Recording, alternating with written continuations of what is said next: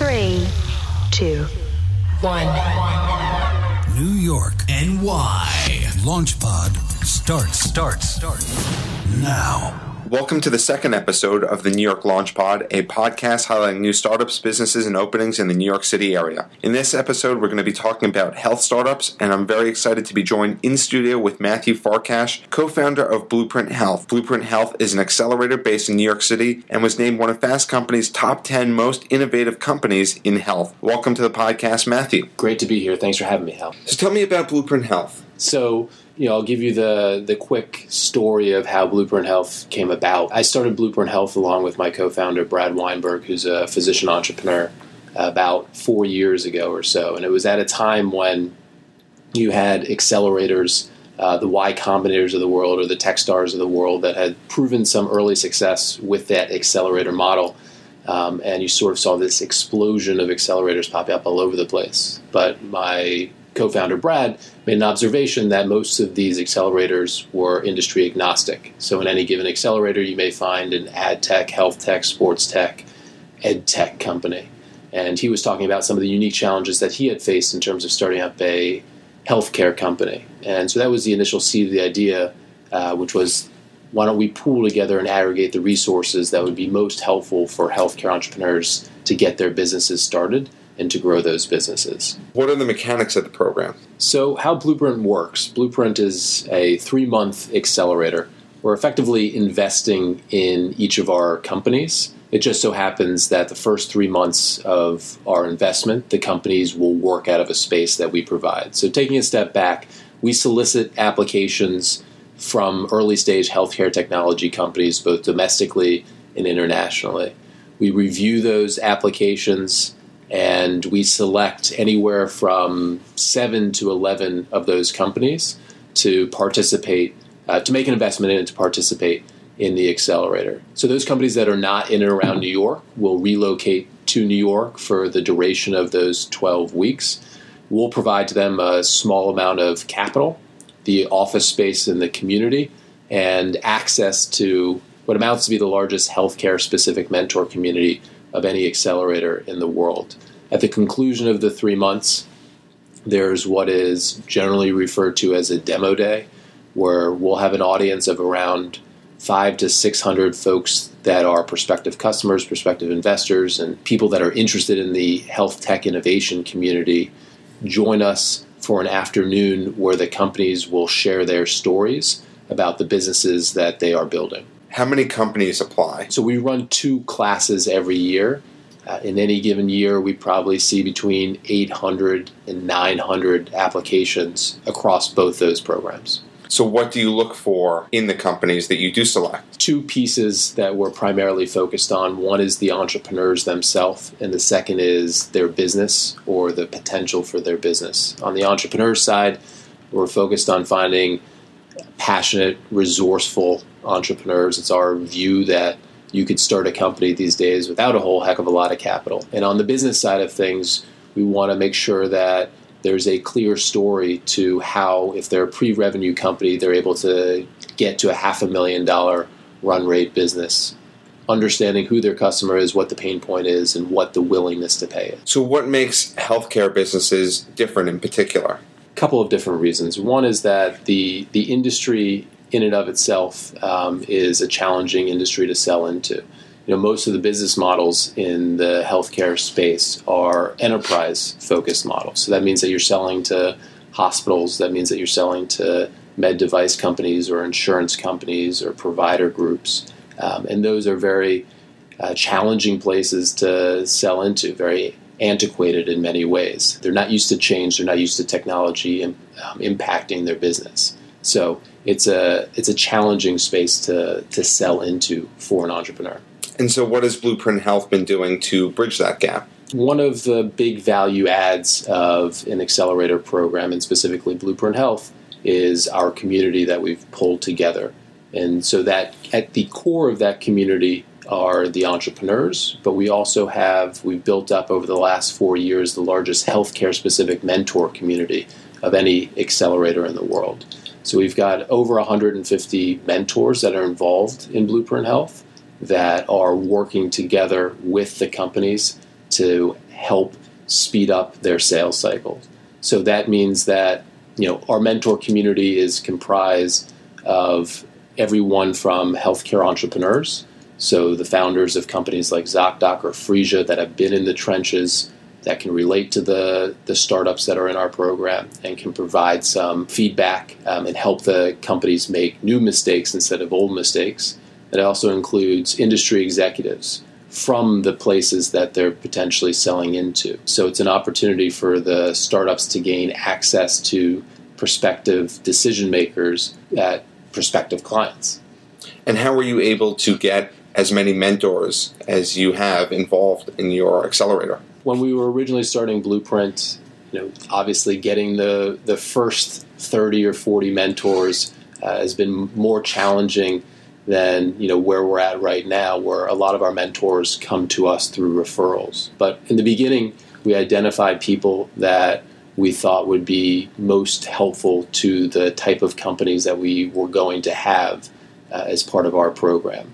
And we reached out to them, and ultimately we were trying to find people that were excited about the changes that were happening in healthcare, and were excited to work with and to help companies that were trying to do different and innovative things within the healthcare space.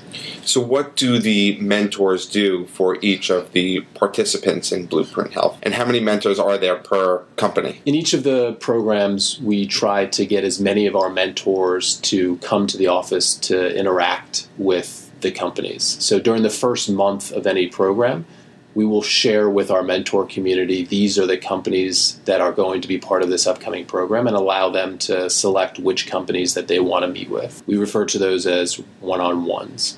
Any company in our program will oftentimes have 40 to 50 one-on-one meetings with our mentors during a condensed 2 to 3 weeks at the beginning of every program. Those meetings are meant to be introductory in nature. So they're generally 15 to 20 minutes where the founders have an opportunity to share with the mentors a little bit more about what their vision is, what they're working on, and a little bit more about their individual backgrounds. And the mentors have the opportunity to learn about that, to begin to think, are there different ways that I could be helpful to these founders? And am I excited about being helpful to these founders? So aside from being health specific, because it seems as though a few other healthcare accelerators have entered into the market, what makes Blueprint Health different? I was reading an article the other day that someone sent me that said that there are now 140 or so healthcare accelerators around the world, which is a stark contrast to when we originally started. So I think that there's a couple of pieces that make Blueprint Health different. One, as I mentioned, we talked about is our mentor community, and that's really one of the biggest value adds that a company can get out of an accelerator, and that it's an engaged mentor community, which is a differentiator. A lot of accelerators have pretty pictures of mentors up on their websites, yet the companies in their accelerators will never actually meet those individuals. So with Blueprint, we have a very engaged community of mentors. We also have a very specific focus, which is that at the end of the day, we believe that it's our responsibility to pull together and aggregate the resources that will help these companies build sustainable businesses. So if companies are coming to us pre-revenue, then our train of thought is, great, how do we help them get to a $500,000 run rate business? If they're coming in with revenue, how can we help them begin to think about scaling their business? And so all along the way, we're very business-oriented. Does the company understand who their prospective customer is, what that pain point is, and what the customer's willingness to pay is? And based upon that focus, our portfolio of now nearly 60 companies exactly is enterprise-focused, because that's just where the business models these days are within the healthcare world. And I think that we've always had that focus around helping companies build real businesses, not just apps. And so I think that's a big differentiator. I mentioned that I started Blueprint with my co-founder, Brad Weinberg, who is a physician entrepreneur. If you look at a lot of the healthcare accelerators that are out there now, there's not that many of them that actually have a physician that is part of the founding team. Our view has always been that in order to be able to innovate within the healthcare world, you need to be able to understand the healthcare world. You can have the greatest product or service in the world for physicians, but if you don't understand physician workflow or how reimbursement works, you're not going to have any adoption. When these companies are targeting enterprise, what generally are they looking to do? As I mentioned, we've got 60 portfolio companies, and it's really a broad range in terms of what problems they're necessarily attacking. Everything from workers' comp billing solutions to analytics to sales tools for pharma and med device companies. As consumers, it's very easy to see that our interactions with the healthcare system, there's problems that are everywhere, right? The more you kind of dig in and understand how these healthcare organizations work, the more that you recognize that it's not just consumers that have problems, but these organizations have problems with the way they're operating. Sans technology in many cases is very inefficient. So a lot of our companies are solving problems that, generally speaking, are saving healthcare organizations money. In some cases, they're helping them increase their revenues. And healthcare companies, which you mentioned are slow to react, have been embracing these companies? Healthcare enterprises have been really thinking about how they can work with early stage companies and what technology actually means to their businesses. So separate from Blueprint Health, the accelerator, we recently launched a new business line, which is called Blueprint Health Collective, which is a membership-based consortium of healthcare executives at different organizations that are learning about and dealing with the challenges of how technology impacts our healthcare-related goals.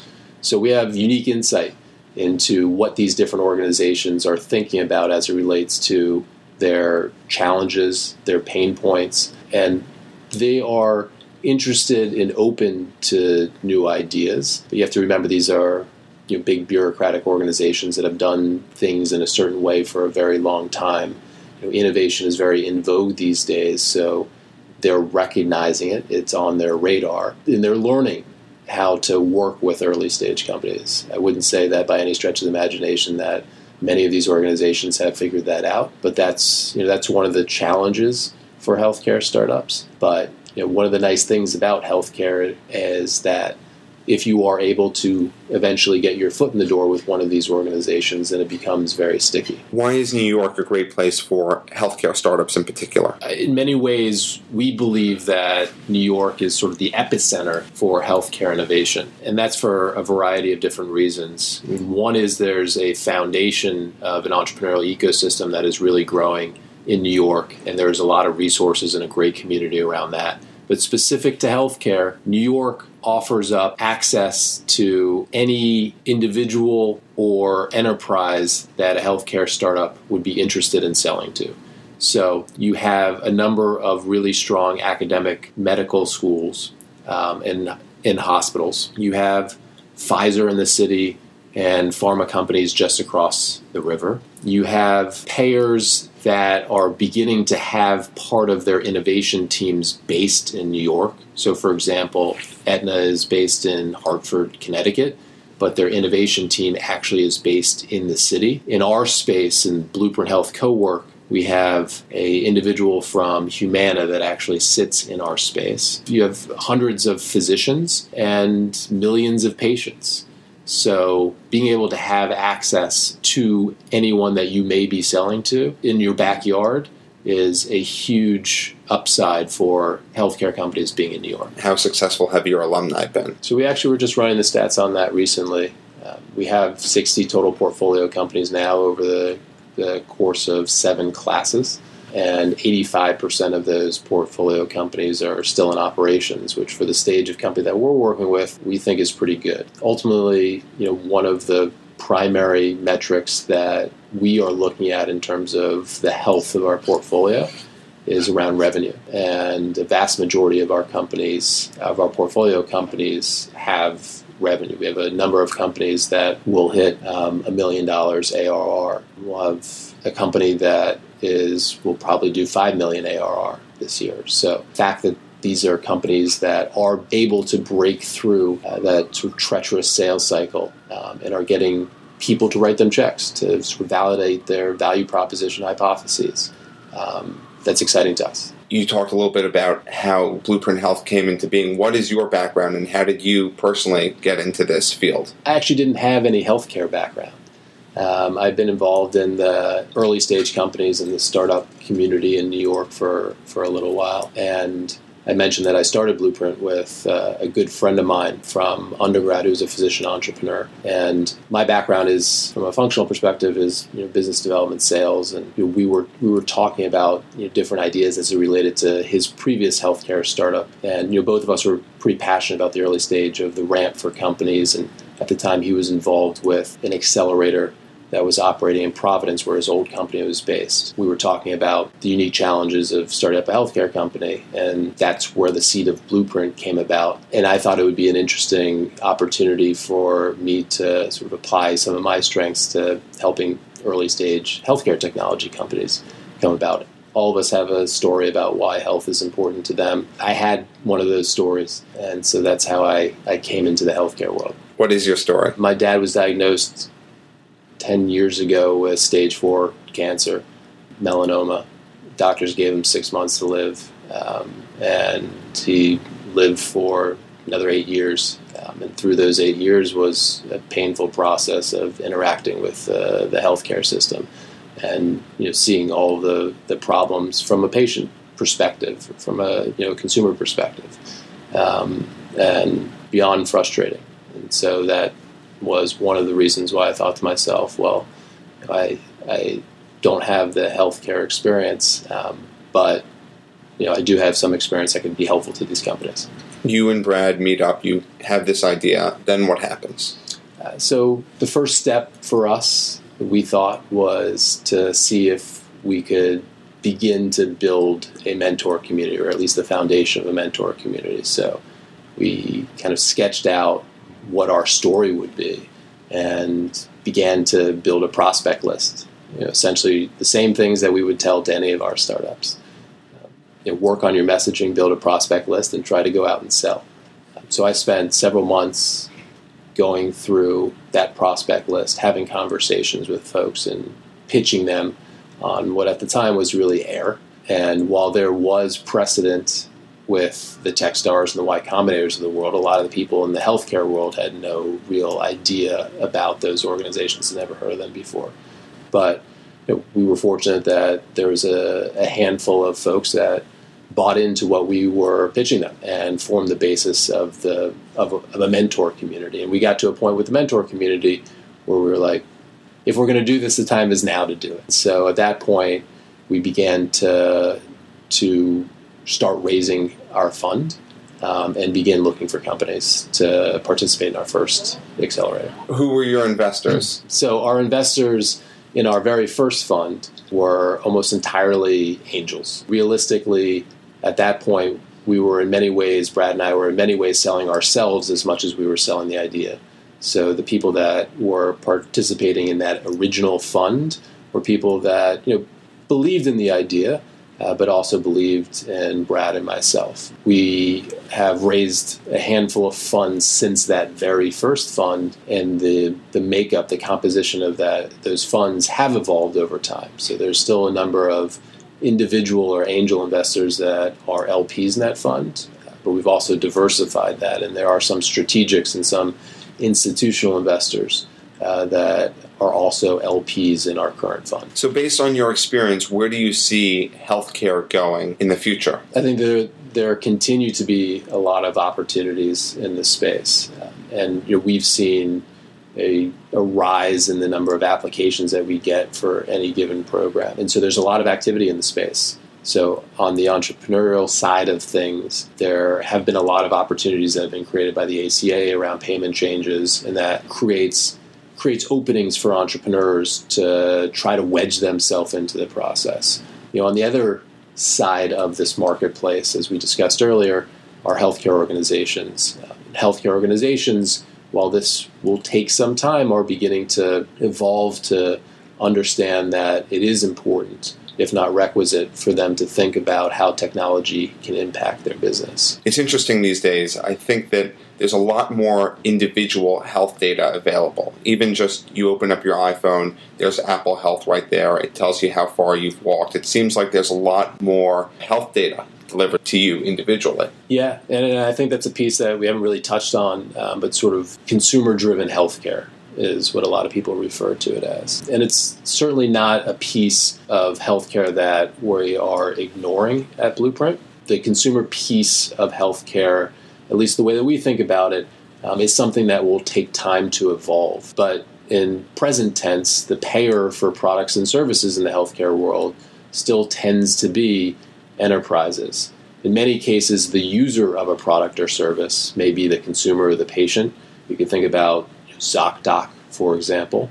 The user of that is a patient, but at the end of the day, their business model is on the enterprise side. The payer for that product or service are the physician practices or the hospital systems themselves. I think one of the challenges with, from a consumer perspective, is that consumers just simply aren't used to paying for their healthcare these days. If you ask someone, and frankly, including myself, someone that's in the world, how the extent of what they know about the cost of healthcare, they'll flip over their insurance card and tell you, well, it says here that I have a $30 copay. But beyond that, they have no real idea. As the cost of healthcare shifts onto the shoulders of consumers, I think they'll pay more attention. And as that happens, I think that you'll start to see more of real business models where the consumer actually is paying for whatever it is, that product or that service. So how can people find out more about your company? So they can go to our website, which is blueprinthealth.org. They could reach out to any one of our partners, including myself, whether it's entrepreneurs or folks in the industry. We're always looking to expand our community and to share what we're doing and learn about how we can involve others in that process of helping these entrepreneurs. Mathew, you talked about some very exciting things in the healthcare world. It's great to hear what Blueprint Health is doing, and it really sounds like you're innovating new things. And thank you for sharing your time with us. Thanks for having me here. It was a real pleasure, Hal. And if you want to learn more about the New York Launchpod, you can follow us on social media at NYLaunchpod or visit us at nylaunchpod.com. Thank you for listening to this episode of the New York Launchpod. For more information, please visit nylaunchpod.com.